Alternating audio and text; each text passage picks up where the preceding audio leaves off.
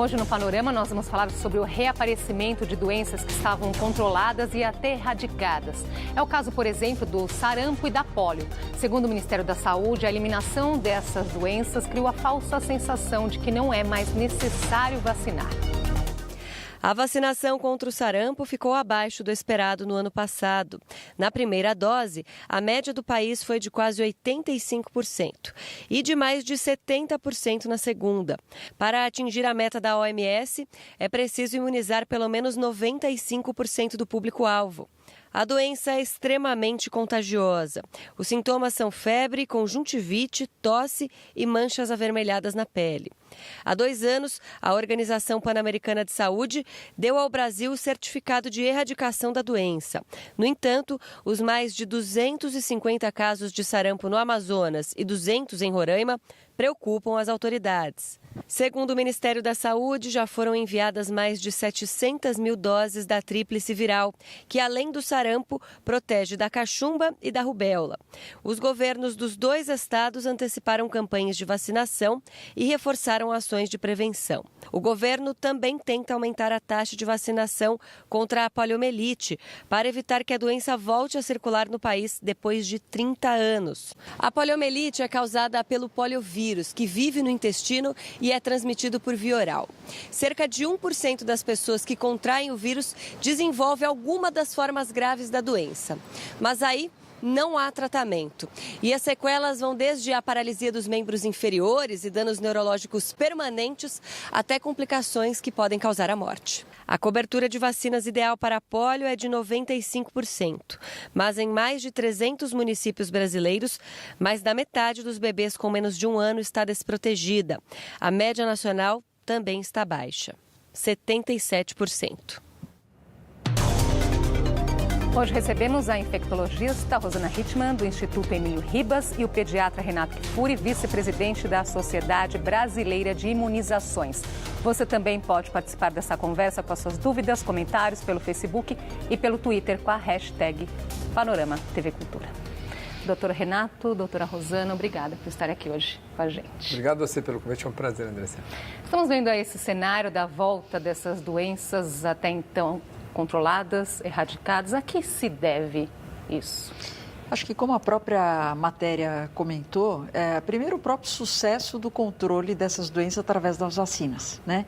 Então, hoje, se você pergunta para as pessoas o que é poliomielite, as pessoas não sabem, não viram. Quando você fala paralisia infantil, fica um pouco mais claro, mas assim mesmo não é uma coisa que esta geração vivenciou. Mesma coisa em relação ao sarampo. Então, o fato de... É um dos fatores, é o fato de você não estar vendo essas doenças, diferente, por exemplo, meningite, que todo mundo já sabe o que é, já morre de medo, e fala, tem vacina de meningite, as pessoas vão. Essas outras doenças acabaram, imagino, ficando em segundo plano por causa disso. Só que enquanto elas não forem, de fato, erradicadas do globo, nós estamos com risco. Existem estudos mostrando que a nossa distância com qualquer doença que ainda não foi erradicada são 18 horas de voo, porque em qualquer lugar do mundo, em 18 horas de voo, você tem contato com locais ainda. Então, nós temos que manter sempre essas coberturas altas, porque esses vírus não foram erradicados do globo e a gente tem o risco da reintrodução deles. Doutor Renato. Esse é um desafio que as vacinas enfrentam, né? Elas fazem um sucesso enorme, fazem desaparecer essas doenças de circulação que muitas vezes a percepção de risco vai diminuindo, vai se reduzindo. Eu digo mais, não é só da população não, viu, Andressa?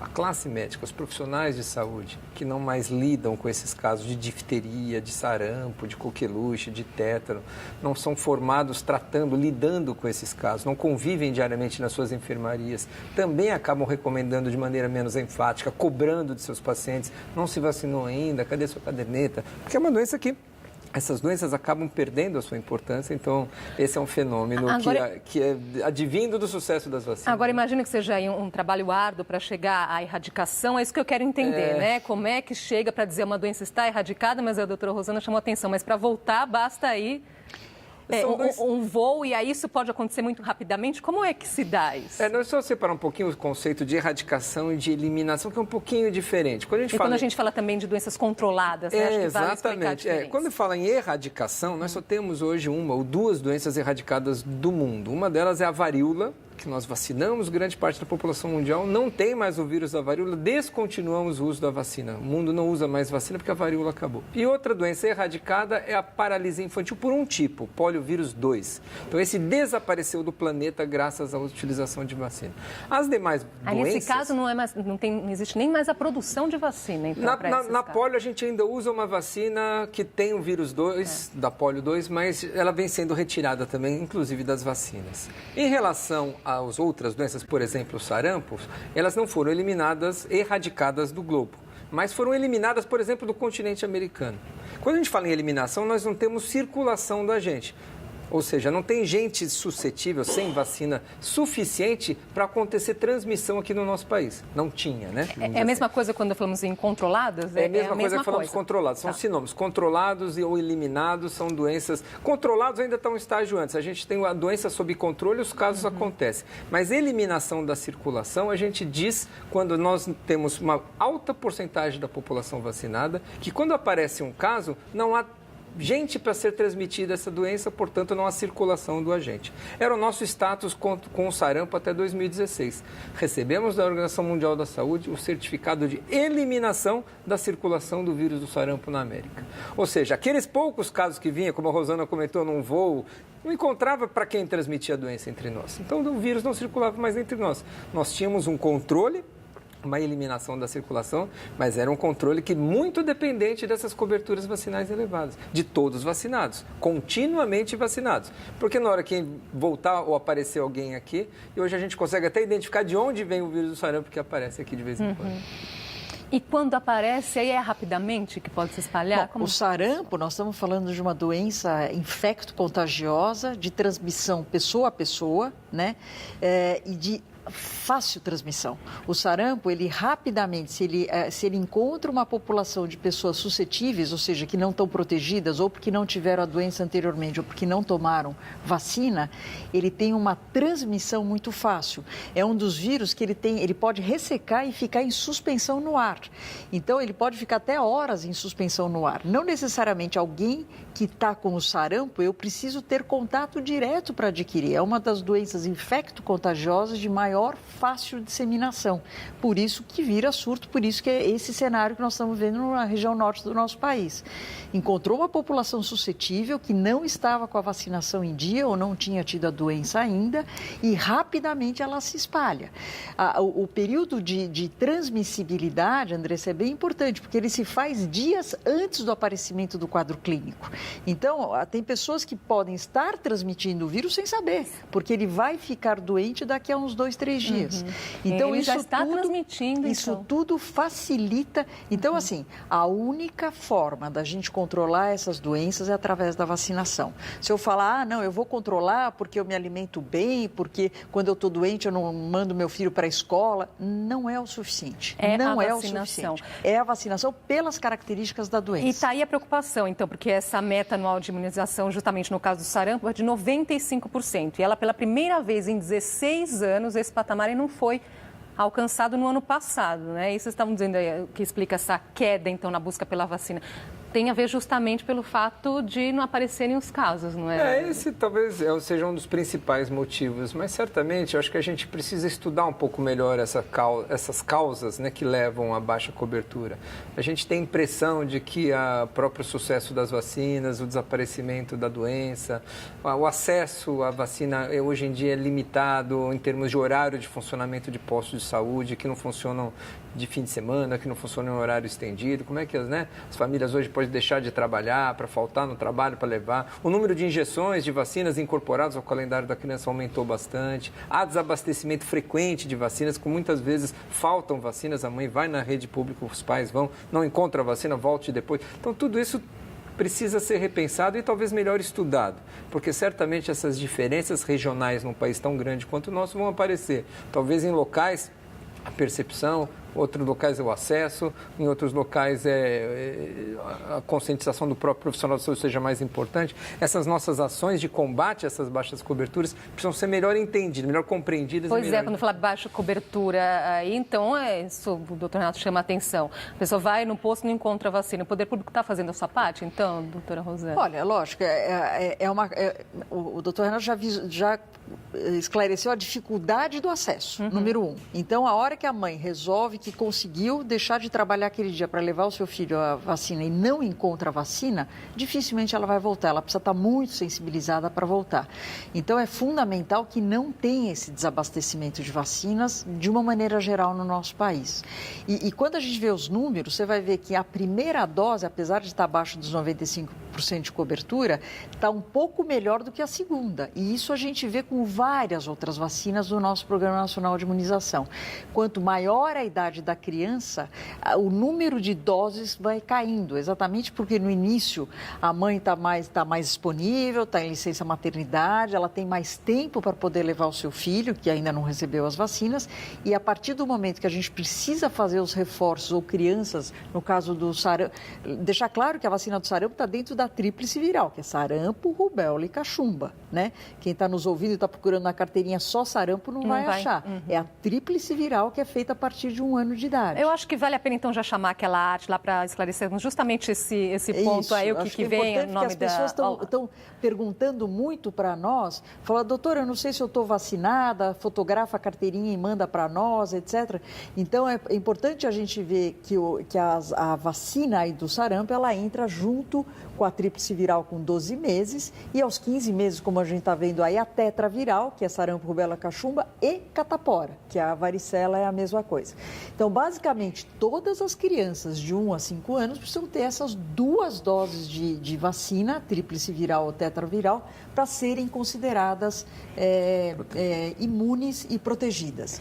Em relação a 10 a 29 anos, são 2 doses também, sempre com intervalo mínimo aí de 1 mês, e como a gente vê nas crianças, a gente acaba fazendo intervalo de 3 meses entre uma dose e outra. O Vitor Yuzuka aqui pelo Twitter, ele pergunta, e adultos precisam tomar a vacina contra a sarampo, mesmo quando vacinado na infância? Essa é uma pergunta frequente, né, Andressa? As pessoas, os adultos em especial, acham que já tomaram a vacina. E às vezes não tem comprovação dessa imunização. Parece que eu tomei, minha mãe acha que eu já tomei. Aí tem que ter muito cuidado nessas situações, porque muitas vezes esses indivíduos são justamente aqueles que estão desprotegidos. Só para vocês terem uma ideia, no surto lá de Manaus, que está acontecendo no Amazonas, em Roraima, metade dos casos são abaixo de 5 anos e a outra metade são em adolescentes e adultos. 1/4 deles acima de 20 anos de idade. Ou seja, isso mostra que nós já falhamos na vacinação desses adultos há 15, 20 anos atrás e mostram que muitos desses adultos ainda são suscetíveis, não são vacinados. Então, quem não tem comprovação de vacinação, quem não tem certeza que recebeu as 2 doses, deve sim ser vacinado. Não tem importância que seja feito novamente. Se já teve a doença, se já tomou 2 doses, tomar a 3ª, 4ª, 5ª, não há nenhum problema, não há nenhum risco, não há nenhum prejuízo em ser vacinado com mais doses do que 2 doses. Então, se já tomou vacina no passado e receber doses adicionais, isso não traz nenhum risco. Então, na dúvida, vacine-se. Não deixe a dúvida ficar no ar. Lembrar apenas a contraindicação formal para as vacinas. A vacina da tríplice viral é uma vacina de vírus vivo atenuado. Toda vez que a gente tem uma vacina de vírus vivo atenuado, a gente deve só evitar a vacinação nas gestantes. Então, isso é uma coisa importante. E as outras pessoas que têm alguma deficiência imunológica, está fazendo algum tratamento que diminua a sua resposta imune. Mas daí ela conversa com o seu médico. Mas, de uma maneira geral, a vacina está liberada. Vamos ver, então, a outra tela que fala aí da poliomielite. Como é que funciona a vacinação? Tá ali, então, a vacinação. Então, nesse caso, são 3 doses, né? Aos 2 meses, 4 e 6, um reforço aos 15 meses e 4 anos. Adultos não precisam. O que vale a pena comentar? Eu acho que, assim, lembrar, a poliomielite, diferente do sarampo, é uma doença que dificilmente acomete adultos, né? Pela imaturidade do sistema imune, a resposta da criança é uma doença tipicamente infantil. Aliás, por isso que ela chama paralisia infantil, né? Dificilmente ela acomete indivíduos mais velhos, saudáveis especialmente. Por isso a vacinação é colocada na criança nesse calendário de 5 doses. Então, Então, quem está imunizado hoje, na criança, é considerado quem recebeu as 3 doses do primeiro ano de vida e os 2 reforços, aos 15 meses e aos 4 anos. Lembrar que em campanhas, quando a gente faz, muitas vezes, o Brasil fez muitas campanhas, e só assim eliminamos a poliomielite aqui das Américas e do Brasil, você acaba chamando para uma campanha, muitas vezes, mesmo aqueles que estão com a vacinação completa. Então, quem tem 5 doses da vacina, e quando vamos ter a campanha, por exemplo, o mês que vem, em agosto, vai ser chamado novamente para mais uma dose de reforço. E é importante que compareçam. Então, essas campanhas são não só para atualizar aquele que não está em dia, como para fornecer doses adicionais para toda a população. Então, a campanha de poliomielite é para ser feita, é para ser presenciada e comparecida para todos aqueles que estão alvo ali do público de vacinação. E alguns pais que defendem não vacinar os seus filhos, como vocês veem esse comportamento? Assim, para nós, eu tenho muita dificuldade de falar sobre isso, porque a gente é tão convicto em relação ao benefício enorme, para lá de documentado, comprovado, varíola erradicada, polio 2 erradicado, quer dizer, você desaparece com uma doença do globo. E a gente pode fazer isto, por exemplo, com o sarampo, porque não existe um animal que transmite, não existe é pessoa a pessoa, o hospedeiro somos nós. Então, a hora que nós tivermos o último cidadão com sarampo e não tiver mais, a gente consegue eliminar essa doença do globo. Então, pegando o gancho da Amazônia, eu vi hoje que um dos óbitos, infelizmente, que aconteceu por causa do sarampo é uma criança de 7 meses, que a gente acabou de ver no nosso programa nacional que esta criança receberia a sua primeira dose a partir de 1 ano. Então, esta criança que foi vítima do sarampo, provavelmente os pais, não é que eles estão contra a vacina, eles não tinham ainda a oportunidade de ter vacinado essa criança. Então, quando você tem pais que não querem vacinar os seus filhos, eu tenho que respeitar isso daí, mas eu tenho que entender o que levam eles a ter uma decisão dessa, porque além de não proteger o seu filho, eu tenho certeza que eles amam o seu filho, ele está deixando de fazer uma barreira para as outras crianças. Então, isso tem consequências no entorno, então? No entorno. A gente chama de proteção de grupo ou proteção de rebanho, quer dizer, quanto menos chance o vírus tiver de circular, menos pessoas serão acometidas e expostas a esses vírus. Então, cada pai que resolve não vacinar o seu filho, além de ele assumir a responsabilidade em relação ao seu próprio filho, ele também está deixando de fazer uma coisa de responsabilidade social com o meio que ele vive. É perfeito esse raciocínio. A responsabilidade de se vacinar ou de você colocar o seu direito individual acima de um direito coletivo é muito discutível, né? Essa semana tivemos uma desembargadora no Rio Grande do Sul que colocou como penalidade para pais a obrigação de, inclusive de retirada de guarda, se os pais continuarem não vacinando seus filhos. Esse é um caminho que muitos países enfrentam, né? Felizmente, aqui no Brasil, nós não temos grupos organizados de anti-vacinas. Nós temos muitas pessoas inseguras, às vezes, em relação a eventos adversos, e alguns que, por modismos ou em relação a religiões, algumas se negam a vacinar seus filhos. Essa é uma questão difícil de lidar, nós temos que entender o lado do direito individual, o lado do direito coletivo, a responsabilidade sobre a criança. O Estatuto da Criança prevê que a criança deve ser protegida, inclusive é direito da criança receber vacinação.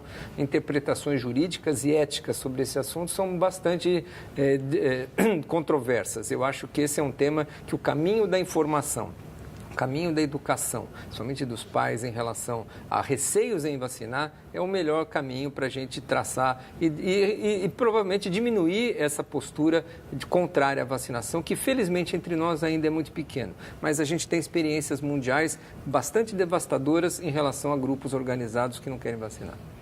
Vamos fazer uma pausinha aqui na nossa conversa e a gente volta já.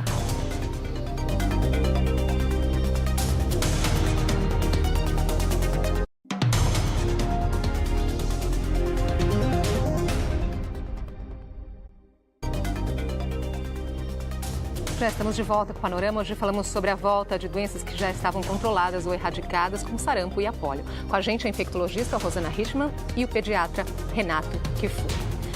Nós pensamos assim, né? Nós estamos num momento agora com mais informação, avanço na tecnologia, por consequência avanço na medicina e voltando aí a falar de doenças que estavam controladas, erradicadas. Não é muito ruim essa conversa? Eu acho muito triste, de verdade. Eu acho muito triste a gente, hoje, né, em 2018, a gente está falando da possibilidade no nosso país da volta de uma doença que, né, completamente eliminada desde os anos 90, que a gente não falava de paralisia infantil. A gente tem que voltar a falar sobre esse assunto por uma diminuição da cobertura vacinal. Então, a paralisia infantil, quem não vivenciou esta época, seguramente tem algum conhecido que tem até hoje sequela motora, ou cadeira de rodas, ou aparelho ortopédico e assim vai, decorrente da paralisia infantil. Então, eu acho de verdade muito triste a gente ter que falar disso. Eu acho que tem doenças novas, quando a gente vem aqui e fala, sei lá, de Zika vírus, coisas novas que a gente não esperava, daí sim, nós temos muito que aprender com esses novos micro-organismos. Agora, a hora que essas doenças já nos ensinaram muito no passado, ensinaram não é? muito. E quando vem uma doença nova com estrago, que foi o Zika vírus, quando a gente fala em termos de malformação fetal, etc., todo mundo queria o quê? Uma vacina, está todo mundo querendo um jeito de você se proteger. A hora que a gente fala de uma doença que desde 1990 a gente está, né, tranquilo, a gente brinca, a gente está em lua de mel com essas doenças, a gente tem que voltar a falar, nossa, é muito triste.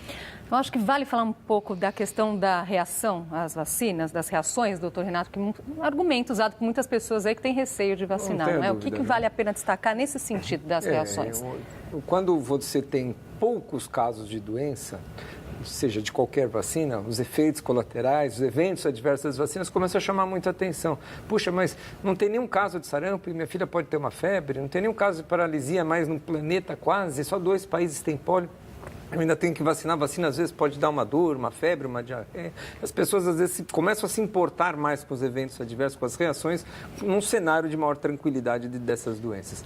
Mas as vacinas são extremamente seguras, Andressa. Quando a gente fala de vacina de sarampo, por exemplo, uma vacina que, apesar de ser feita com vírus vivo do sarampo, ela não traz eventos adversos graves. Não é uma reação, não é uma vacina que pode levar a disseminação, uma vacina que pode levar a doenças neurológicas, é uma vacina muito tranquila, extremamente segura e pouquíssimas são as contraindicações, né? Como a Rosana lembrou da gestação e daquelas pessoas que têm problemas de imunidade grave. Agora, quem é alérgico ao ovo, não tem problema nenhum tomar vacina. Antigamente a vacina do sarampo era feita de uma maneira diferente e se contraindicava o uso da vacina do sarampo em alérgicos ao ovo. Hoje não há nenhum problema. Mães que estão amamentando podem receber a vacina, não há interferência pelo leite materno como a febre amarela tem. Então, outro dado também importante de deixar claro aqui. A vacina da polio não dá febre, não dá efeito colateral, uma vacina super tranquila. Então, aqueles que estão com receio de receber vacinas por conta dos eventos adversos devem estar tranquilos. Essas vacinas hoje licenciadas, todas elas, de longe, o benefício que elas trazem não são muito superiores aos eventuais eventos adversos. Sim. Que a gente toma muitas tem com qualquer remédio, né? As pessoas quando estão doentes tomam remédios, nem se preocupam com seus efeitos colaterais, mas na prevenção elas ficam mais ligadas, ficam mais se importando com esses efeitos colaterais possíveis, sim. Febre, dor, o mal-estar, qualquer vacina eventualmente pode acontecer. Mas as vacinas são muito seguras e previnem doenças que dão efeitos muito mais graves do que essas que previnem, que podem desencadear pela vacina. O Sidney Júnior está participando aqui, ele fala que é agravante da globalização, mas em contrapartida a medicina evoluindo. Vou aqui aproveitar esse comentário dele para perguntar à doutora Rosana sobre a relação também dos fluxos migratórios com essa questão. Não, isso sem dúvidas é muito importante, né? A gente vê o que está acontecendo no norte do nosso país, são dois fatores. Primeiro que, né, os venezuelanos, eles têm a circulação do vírus do sarampo e estão tendo a migração aqui para o nosso país. Encontra uma população que não está protegida. Então, se eles estivessem vindo para cá, trazendo o vírus do sarampo, porém encontrando uma população protegida, isso não estaria acontecendo. Então, tem que juntar as duas coisas. Mesmas coisas em relação à polio. Tem pelo menos 2 países hoje, né, Paquistão, Afeganistão, que eles ainda não conseguiram a eliminação do vírus da poliomielite. Então, lógico, a gente tem esse fluxo migratório, tem o fluxo de pessoas, esse mundo globalizado, então, realmente tem que fazer isso. O que eu acho que é importante, que a gente acabou não comentando, e às vezes o pessoal confunde, porque na matéria é sempre a gotinha oral que aparece, né? Lembrar que a vacina da paralisia infantil, da poliomielite, as primeiras 3 doses, com 2, 4, 6 meses, ela é da forma injetável. Então, quem está nos ouvindo fala, puxa, mas meu bebê não tomou a gotinha, tem o Zé Gotinha, etc. O meu bebê não tomou a gotinha oral, ele não está protegido. Não é isto. Cheque na carteirinha, ela vem lá com poliomielite e a sigla é IPV, porque ela é uma vacina inativada e ela é sim feita de uma forma injetável. Nas doses de reforço, tanto é que na campanha vai ser tudo oral, porque nas doses de reforço ela passa a ser a gotinha oral. Ah, boa lembrança. Lembrar disso. O Taylor Platter, que ele sempre participa aqui com a gente, ele diz assim, infelizmente com o aumento do uso das redes sociais no Brasil, preferimos nos informar por mitos ao invés da realidade. Acho que vale a pena fazer um alerta nesse sentido, não é? Não tem dúvida, saber a fonte, né? Fake news também já chegou nesse departamento das vacinas também. Os palpiteiros, né? A gente sempre tem hoje muita informação e muitas vezes de fontes não confiáveis, sobre tudo, né? Na verdade, né, Rosana? Não é só sobre vacina, é sobre saúde, é sobre dietas, é sobre alimentação, é sobre atividade física. Muitas vezes feitas por não profissionais ou às vezes por profissionais não categorizados para discorrer sobre aquele assunto. Então, chequem sempre as fontes. Fontes seguras sobre vacinas está no Ministério da Saúde, na Sociedade Brasileira de Infectologia, na Sociedade Brasileira de Imunizações, Sociedade Brasileira de Pediatria, Organização Mundial da Saúde, onde existem as recomendações, os calendários e as preconizações de todas essas vacinas. Então, muito cuidado com essas informações que, às vezes, trazem mais prejuízo do que informação adequada. E a velocidade, né? Compartilhar, basta lá um clique e você pode fazer um estrago grande. E você compartilha, às vezes, sem noção do que está fazendo. É um desserviço, né? A gente demora muito tempo para criar um conceito e fazer tudo, e isso acaba sendo um desserviço. Que recado final vocês gostariam de dizer, aqui, deixar para as pessoas? Eu acho que o recado final é que nós não podemos baixar a guarda em relação às vacinas. Depois da água potável, nenhuma outra ação em saúde pública teve tanto impacto em redução de mortalidade infantil, em qualidade de vida, em sobrevida, em aumento de expectativa de vida como as vacinas tiveram. Então, essas conquistas todas, com erradicação, com eliminação, com controle de doenças, são um sucesso que não podemos mais abrir mão. Retrocessos nessa área são hoje imperdoáveis. Então, acho que cabe a nós todos, médicos, população, governo, abraçarmos juntos essa causa e não deixarmos termos essa sensação. Eu falaria que a proteção individual, a responsabilidade individual acaba levando à proteção coletiva. Então, cada um de nós não pode esquecer disso. Não só em imunização, mas em várias coisas, seja no trânsito. O que você fer, você tem que ter a sua responsabilidade pensando em você e no coletivo. E se você tiver qualquer dúvida, estiver inseguro, vá atrás de uma fonte, vá atrás de um profissional da saúde e esclareça a sua dúvida. Fontes seguras, né? Fontes seguras. Muito obrigada pela participação de vocês aqui hoje com a gente. Até uma próxima. Obrigado, Andressa. Eu que agradeço. Obrigada pela sua companhia. Até a próxima.